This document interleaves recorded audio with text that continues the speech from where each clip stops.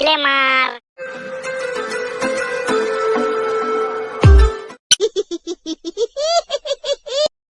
কি রে কালু ব্রাদার, তো এখন ঠিকঠাক আসছে না, এখন ঠিকঠাক গানও আমরা শুনতে পাচ্ছি না।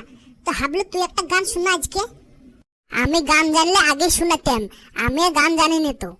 হাবলু তুই তো বললি সেই দিন কালুর কাছে আমি প্রতিদিন গান শিখতে যাই। যে গান শিখেছি এখন যদি বলি তোদেরকে আর ক্লাস করতে হবে না, যা শিখেছিস তাই বল না কেন।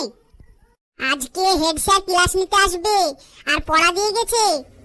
পড়া যদি না পারো তাহলে এমন মার ধরবে না ক্লাস থেকে কে কোন দিকে পালাবে ঠিক পাবে না। আর তোমরা গান নিয়ে মেতে আছো। পড়াশোনা নিয়ে তুই এত চিন্তা করিস বলে কি সবাই চিন্তা করে নাকি? পড়াশোনা করিয়ে তুই ডাক্তার মাস্টার হবি, শুধু ডাক্তার মাস্টারের দরকার না, অন্য কিছুরই দরকার। আমরা তো পড়াশোনা নিয়ে চিন্তা করি না। মাস্টার আসুক, যে আসবে সে আসুক, হেডমাস্টার কেন, হেডমাস্টার আসুক, সব দেখে নেব। বেশ বলে দিলাম, পরে তো তুই আমার দোষ দিতে পারবি না। কি ব্যাপার রে কালু এখন স্কুলে আসলো না কেন? দেখ ঠিক চলে আসবে হয়তো। সবাই চুপ, স্যার আসছে। Sit down. কথা কি কানে যায় না? আমি সিট ডাউন বলছি আর তোরা দাঁড়িয়ে আছিস। বস। স্যার ভেতরে আসতে পারি? Come in. You are late. Why? Sir রাস্তায় আসার সময় আমার মোটরসাইকেলের চাকাটা কাদায় আটকে পড়েছিল, তাই লেট হয়ে গেল।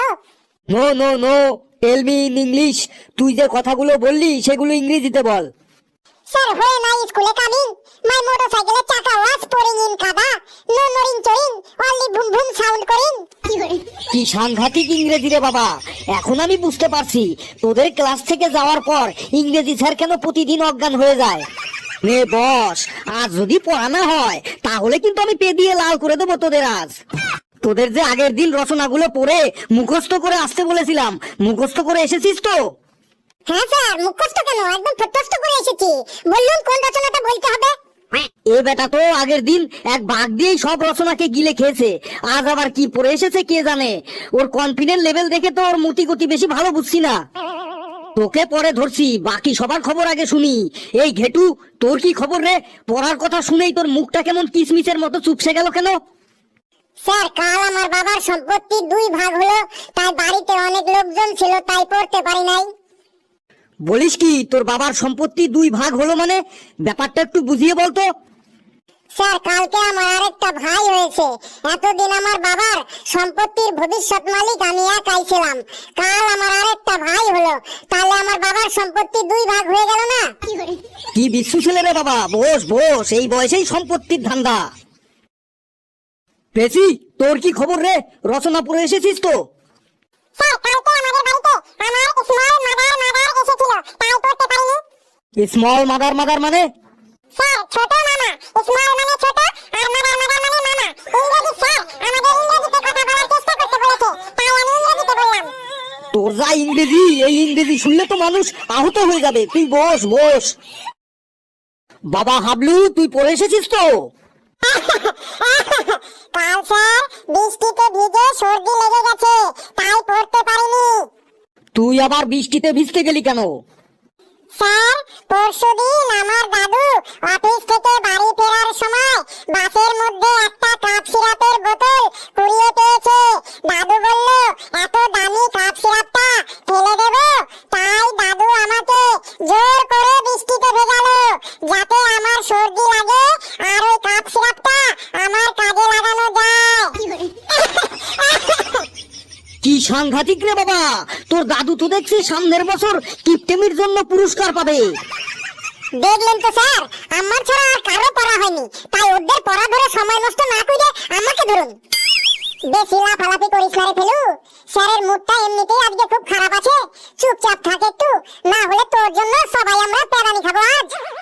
তোরা পড়া করে আসিস নি, তাই পেদানি খাওয়ার ভয়ে স্যারের কাছে আত্মসমর্পণ করে দিয়েছিস। আমি আত্মসমর্পণ করার পাত্র নই, আমি আজ পড়া করিয়ে এসেছি, তাই নিজেকে স্যারের কাছে আত্মসমর্পণ করার কোনো প্রশ্নই আসে না। আগের দিন তো বাদ দিয়ে চালিয়ে দিয়েছিস, আজকে আবার কি দিয়ে চালাবি রে? দেখ স্যার পড়া ধরলেই বুঝতে পারবি। স্যার ধরুন, রচনা কোনটা বলবো বলুন। নে, আফ্রিকা মহাদেশের ওপর একটা রচনা বলতো, কেমন বলি শুনি। এত সহজ স্যার, একটু কঠিন ধরুন।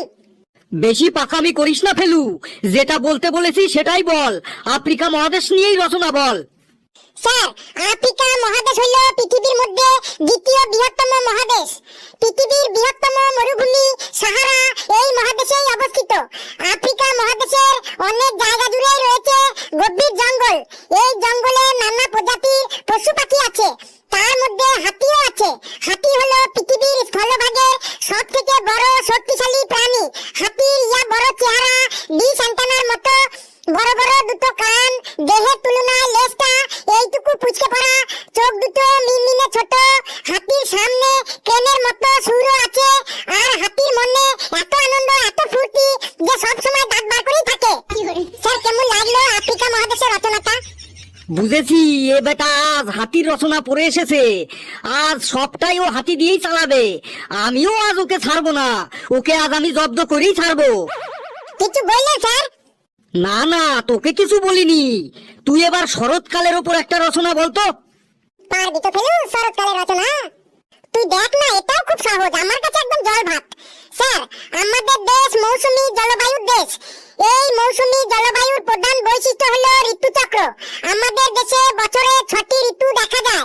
তার মধ্যে একটি ঋতু হলো শরৎ ঋতু বা শরৎকাল।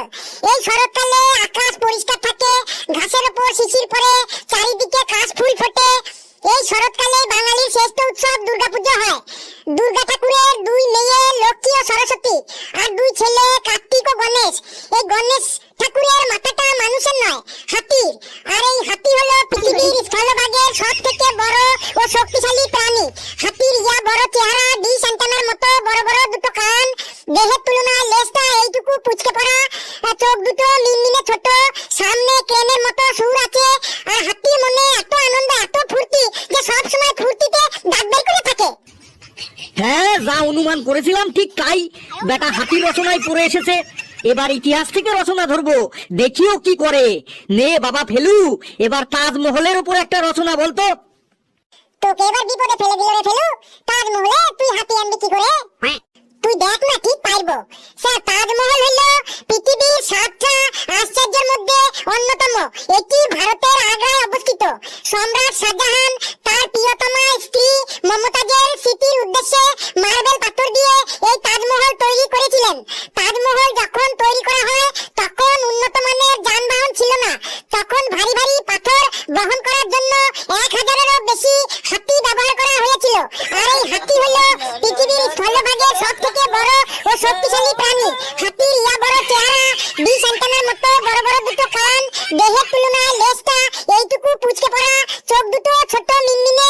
হাতির সামনে ক্রেনের মতো সুরও আছে।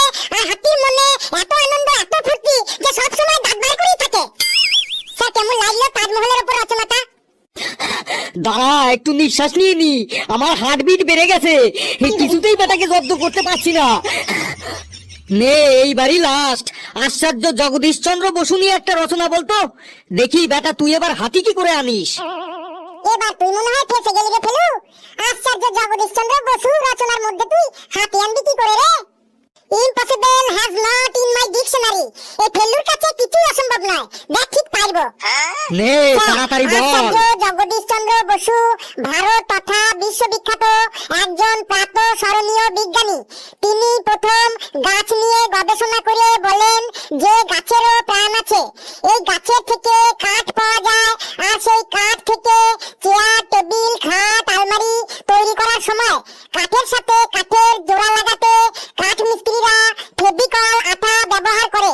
এই ফেভিকল আঠার ডাব্বার গায়ে দুটো হাতির ছবি থাকে।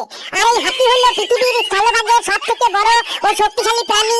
হাতির ইয়া বড় চেহারা, ডিশ অ্যান্টেনার মতো বড় বড় দুটো কান, দেহের তুলনায় লেজটা এইটুকু পুচকে পড়া, চোখ দুটো ছোট মিনমিনে। হাতির সামনে ক্রেনের মতো সুর আছে। আর হাতির মনে এত আনন্দ, এত ফুর্তি যে সবসময় দাঁত বার করেই থাকে। ওরে থাম থাম বাবা, থাম। হ্যাঁ, ওরে আমাকে তোরা কেউ একজন ধরে স্টাফ রুম পর্যন্ত দিয়ে আয়।